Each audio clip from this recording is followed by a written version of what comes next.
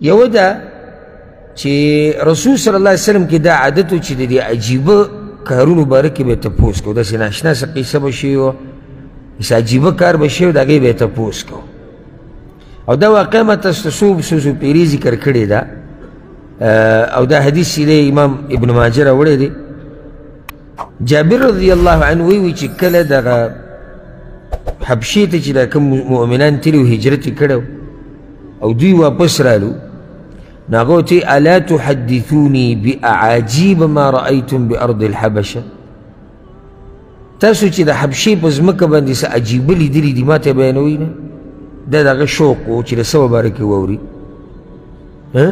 څه ناشنا کار یا خبره. ښه دوی ورته څه قصه کړې وه تاسو ته یې ده؟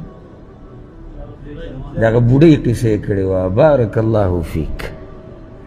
نو بعضو ځوانانو به کې وی او یا رسول الله موږ خو هلته ډېر څه عجیبه لیدلي خو یو پکې عجیبه دا وه، او بیا به یې ذکر کړم ځکه چې دا واقعا فایده منه ده. وی موږ ناست و حبشه کې یا حبشه کې، نو مرت بنا عجوز من عجائز رهابینهم، وی موږ ناست نو د هغوی یو بوډۍ تېرېده چې دا بوډۍ د هغوی په دیني طبقه کې وه، یعنې په پیرانو کې وه، د نصاراو چې کوم پیران دي هغوی یعنې دینداره ښځه وه. او تحمل على رأسها قلة من ماء، یو منګیر اغسته په دې سر باندې هغه د اوبه راوړي.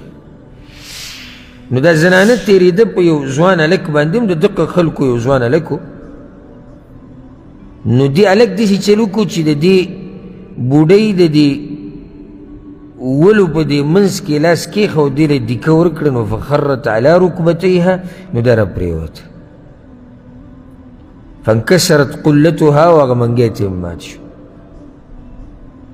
کله چې دا بوډۍ راپاڅېده نو دې هلک ته یې وکتو، وی سوف تعلم یا غدر اذا وضع الله الكرسي وجمع الاولين والاخرين وتكلمت الايدي والارجل بما كانوا يكسبون فسوف تعلم كيف امري وامرك عنده غدا.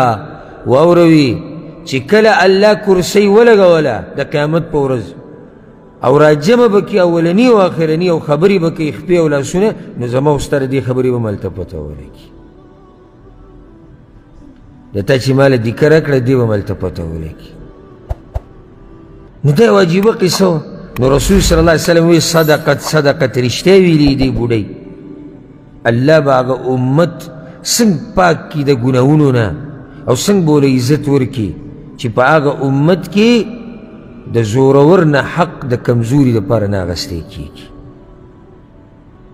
نو دا مې خبره کوله چې د رسول صلی الله علیه وسلم د عجیبه قصې واقعات دی خوښ